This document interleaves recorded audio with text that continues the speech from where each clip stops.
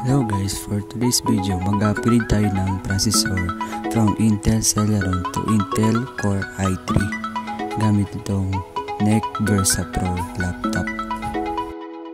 As you can see in the specs ng laptop, Intel Celeron with 2 GHz.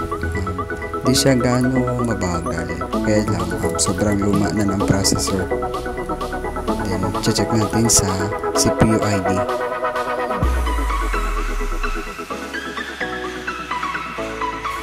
Then isa-shutdown natin yung laptop para palitan yung processor.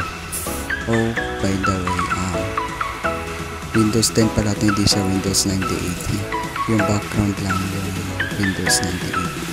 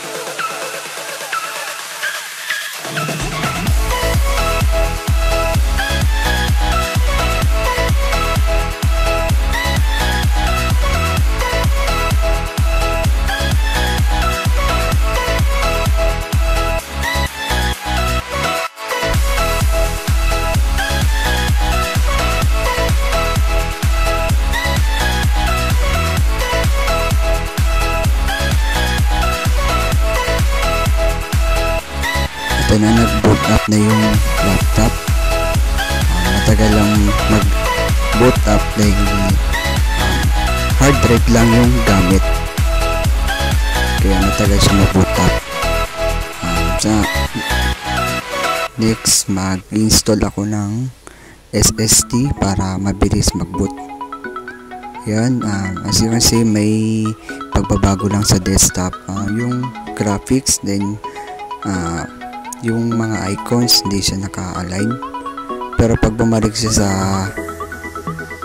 dating graphics niyan, babalik niya sa align. As you can see, yung pag ni-right click ko, wala yung Intel, yun yung sa graphics. Then check natin sa CPU ID.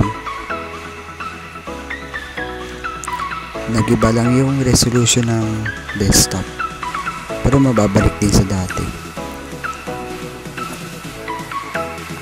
Yan, Intel Core i3 na siya, hindi na siya Intel Celeron.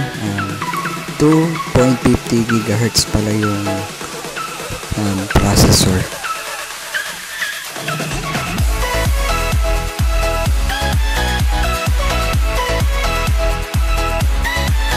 Yun, that's all. Thanks for watching.